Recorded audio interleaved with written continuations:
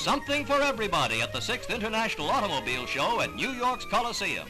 Beauty, in more ways than one, shows up in this British luxury import which is making its East Coast debut here.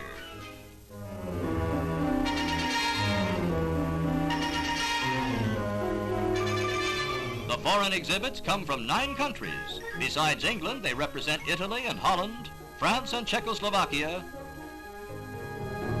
Germany and Sweden, and Japan and Israel. For the first time in the show's history, every division of all 5 top U.S. car manufacturers is represented. This increased participation by American makers is attributed by a Detroit spokesman to an awakening spirit of free trade among nations. In New York, I had a job earning $75 a week. Wow, that was just enough to live on in New York at the time. I was working for the automotive magazines Speed and Custom Rodder because their editor had been called back into the army during the Berlin Wall crisis. I had a dictionary with a picture of a warthog in it, and I wanted to do a parody of Superman. Bill Colleen helped me write that first one. I started writing it with the birth of Wonder Warthog, and he said, no, start with the present, and then you can do a flashback with the origins of Wonder Warthog. The first time I heard from Gilbert Shelton, and I knew who he was because I was getting exchange magazines from the Ranger, I found out that he was a guy that had perpetrated the big party rules the world thing. A friend of mine on my magazine, he said that in Houston there was this big to-do about party rules the world. He said maybe we could use that in our magazine because it was a mysterious thing. Shelton had started this party rules the world thing, and it had spread. Despite the fact Shelton started it, an awful lot of other people continued it. He didn't even have any idea who was going around doing all this stuff.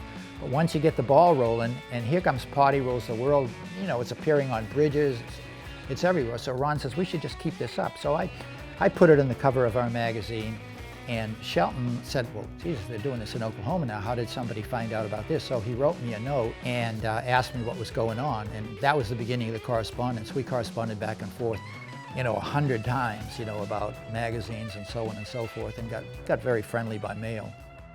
The first time I met Gilbert Shelton was when he came to my house for Thanksgiving. He was working on some hot rod magazines in New York, and I figured, geez, he's there all by himself. Invite him to Thanksgiving. I remember driving up to Lawrence, Mass, and it had snowed 11 inches. The worst winter storm in recent history batters the Atlantic seaboard, leaving wreckage and death in its wake along a 7-state path.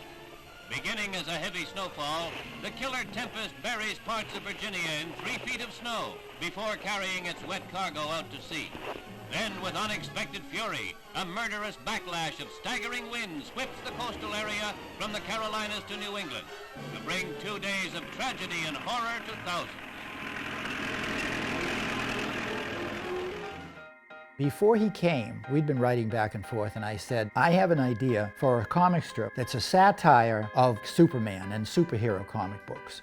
And I was thinking about a person, just some kind of guy who was probably an ineffectual, wimpy kind of a guy. But I mean, it would be a lot of sarcasm involved in it. And so Gilbert writes back, he says, I've been thinking about that same thing, but using a warthog. And I mean, who the hell imagines anything like that? I was just thinking of a simple satirical comic strip, but Shelton had carried it to the degree that it was a guy turning into a warthog, He says, I'm stuck on it. He says, I'm trying to do the origin of the thing, and I can't figure out what to do. I said, well, I could write a script for you. When you come to town, we'll work on it. When he came to town, he had the big first page done. And I just thought, my God, this is beyond what I'm thinking about. So I said, well, let's not even worry about the origin of it. Let's just go right into the crime-fighting part of the deal. And the origin will work its way in later. He said, great, send me the script. So I sent him the script, he did it. It later appeared in an off-campus magazine in Austin called Bacchanal. And then it was in the Ranger and in the Charlatan, my magazine. And the first page even got into Esquire magazine, and a full-page deal in Esquire magazine. Gilbert was always thinking ahead. And it's like, what do I want to do now? What do I want to do next?